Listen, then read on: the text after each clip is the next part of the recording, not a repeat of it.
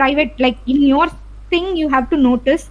And then that is how we also evolved throughout. Like first we started noticing that rain is happening, how much rain is happening. Then we started understanding that pressure is important, temperature is important. Then initially it was done only with pressure and temperature, the forecasting, but then later people understood that wind is a very important component, and there are lots of teleconnections that is happening across the oceanic circulation, through the oceanic circulation. So that learning and all came later, and then we went forward having many of these observations. And once the observations were in place, people were just giving forecast for that particular station. There is this synoptic chart and all, you might have noticed earlier. So that charts and all were drawn by hand by the weather forecasters.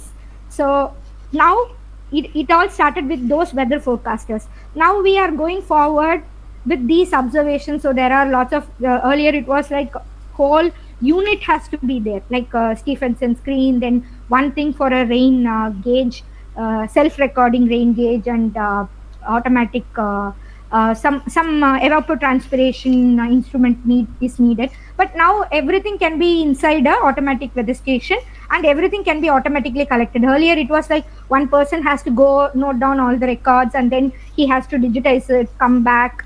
So all those things are now we have advanced in a very good level. And there is this need for balloons, because this gives a vertical profile. And then we have advanced to weather radars, but the radar density is also very important, and what it observes. So there are lots of different variations that can happen within a radar. The radar has a different sensitivity, like for example S radar versus X radar versus C band radar. So they have different sensitivity, and why different radar gives different results, that those sensitivities needs to be learned. And for a overall coverage, for a more global coverage, we have satellite information also being available. But with all these we are moving forward with weather forecasting. So but for weather forecasting, what we need to understand, one is the time scale of what we are looking at. Depending on the time scale, the predictability also varies. Like for example, nowcasting, short range, medium range, and extended range. Nowcasting can be very accurate, but when it comes to short range and medium range, definitely the butterfly effect. What is the butterfly effect is the error in the initial condition. As we go away in time and space, definitely will become more. Okay, so that is the butterfly effect. So that will naturally affect the predictability of various systems, and depending on that, how we are able to forecast also varies. Like for example, the nowcasting can be done with AAML on your radar or satellite data, but short range, medium range, and extended range can be done with numerical weather prediction.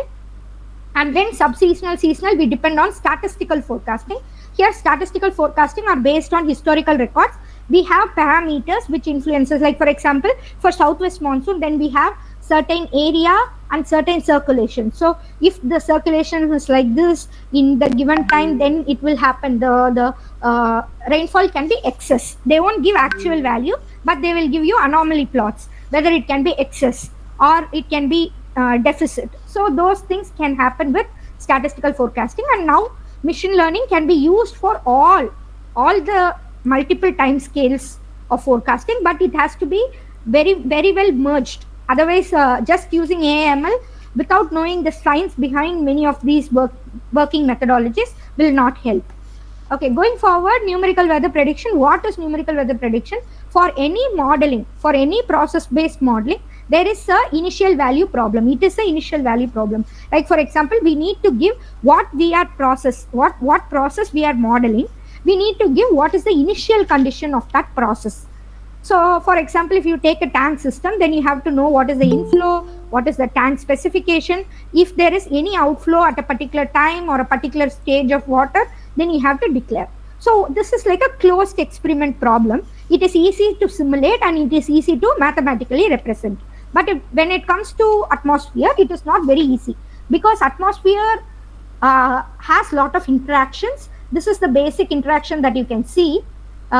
Incoming radiation, outgoing radiation, then there are internal fluxes, and for cloud formation there is huge dynamics that is involved. So if you see in detail. There are lots of fluxes that is available, and if you want to model everything, that becomes very tough, very complex. So that is what is numerical weather prediction models doing. But to break it into small parts, if you see, the for a numerical weather prediction to work, we need a model, a mathematical representation of many of these processes. Then we need initial condition. The initial condition mainly from temperature, moisture, wind, and pressure. So these are the initial condition. And for every time step, we also want what is the land variables, what is the ocean variables, what is the grid that I'm looking at. So all these static variables needs to be declared. So it goes inside a model. The model is a coupled model, land, atmosphere, and ocean. Everything is represented, and everything is represented as a grid cell. So it is represented as a spatial grid and also as a vertical grid. So vertical interaction happens like this. I told about the bucket model that is there. So it is just a terminology. Don't take the terminology just like that. It's not like that. It's a vertical model, and we are having a 3D interaction, and this interaction from one physics scheme. So the land is represented by a physics scheme. Then we represent the boundary layer by a different physics scheme. We represent the cloud formation by a different physics scheme. And then, if at all, there is a small process that is going to happen. So for example, if the resolution of the model is going to be a bigger domain, like 25 kilometer or 50 kilometer, then within 15 kilometer, you know what is a cloud formation nowadays. You know, like you get a lot of good pictures, like how small a cloud is, how concentrated, how local a cloud is. So if there is a local interaction, then we have to go for subgrid scale parameterization. So all these is how we simulate the processes. Now going forward, there can be a lot of errors. Either you can make error in initial condition representation, either you can make error in how you are representing the models. Like for example, the irrigation, we are including irrigation. So irrigation is not in our natural system. We are introducing it from our groundwater. So naturally irrigation is available water standing on ground. Now that will have a lot of interaction with the fluxes, and then that will make a difference. So if you are not going to parameterize it, or if you are not going to make a scheme out of it, then definitely that error will keep happening. And as you go forward in time, that error will amplify due to the butterfly effect. And the lead time. So if you are looking at 6-hourly lead time, or if you are looking at a 48-hour lead time, or if you are looking at a 72-hour lead time, definitely depending on that, the inherent predictability of that particular system. So for example, a thunderstorm can be differently predictable. It can be predicted. Definitely you can say, okay, thunderstorm will happen in Madurai. But where in Madurai, when it will happen, that internal variability is also tough to predict depending on system to system. So here is one example of initial condition error in today's forecast. So the initial condition is here, while different models is taking different initial conditions. Why it is happening? Because different model uses different data assimilation, different model uses different observation data. So naturally the initial condition is a problem.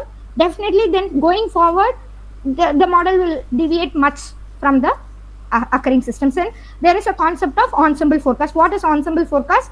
Naturally, you know that there is uncertainty. One is that there is uncertainty in the system itself, there is uncertainty in the input, then there is uncertainty in the model. So now you represent the uncertainty, you just tune the model, like you change the radio.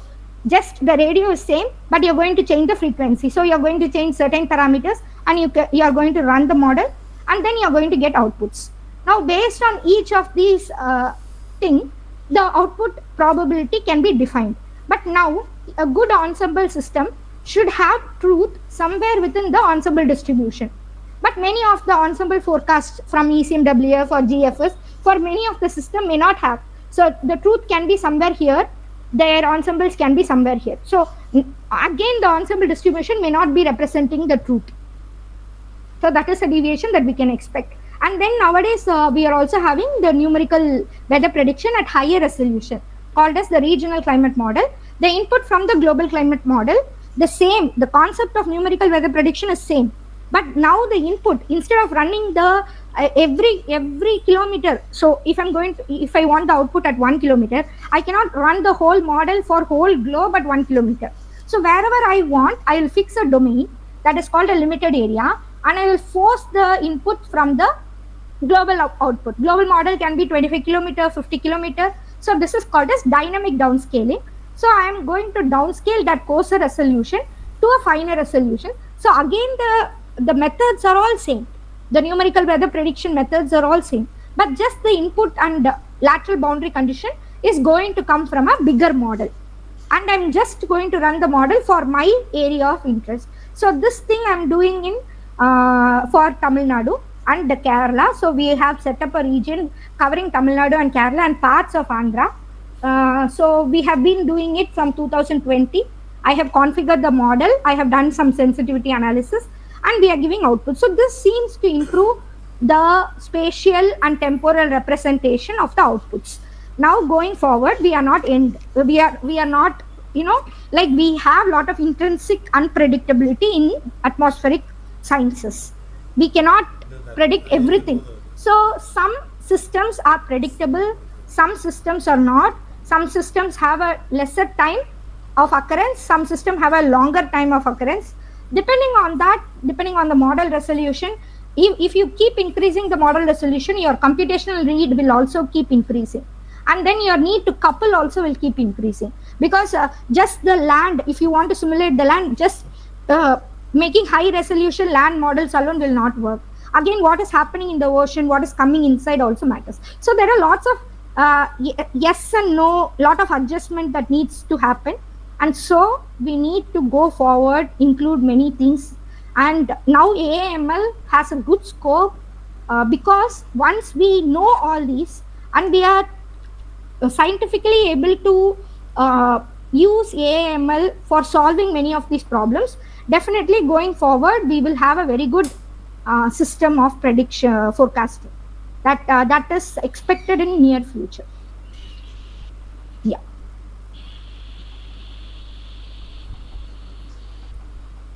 I think I ran through the entire presentation. So 5 minutes has taken more than 10 minutes, and we have used your precious time. Yeah, it's okay. A Sunday, but again, yeah, if it is useful, it helps. Yeah. So shall I wind up? There is no question I'm going to ask from anyone, I think so. So I'm going to wind up. And thank you, Kritika ma'am. You have been given your precious time with us this weekend for us. Really, behalf of Rainman Studio, Tamil Nadu and Kerala group, behalf of them, I am giving a lot of thanks to you. So in future we can have more Google Meets. If possible, we can have a direct meet also, where we can able to exchange our experiences, to gain and to learn and to produce more weatherwise community in the future, from the top city to the villages. That is what our Rainman Studios motto is going to win. And earlier this meet, PJ Pradeep Jan also called me, and he also thanked you and the entire group. So that the way, thank you everyone, including ma'am. So we will come back to you again. Thank you, thank you, thank you. Sure. Thank you so much for the opportunity and for the idea. This has been long asked from Shrikant sir as well. So Yes, maybe, yes. yeah, please share this recording if possible in the group as well. And like when I started for this whole journey of learning models, and there was very limited support.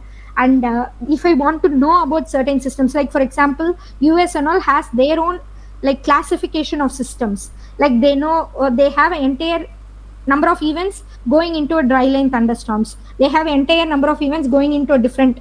So they have a proper classification. That classification was not there to understand many of these systems, because once you understand only, you know how the model is simulating well or not.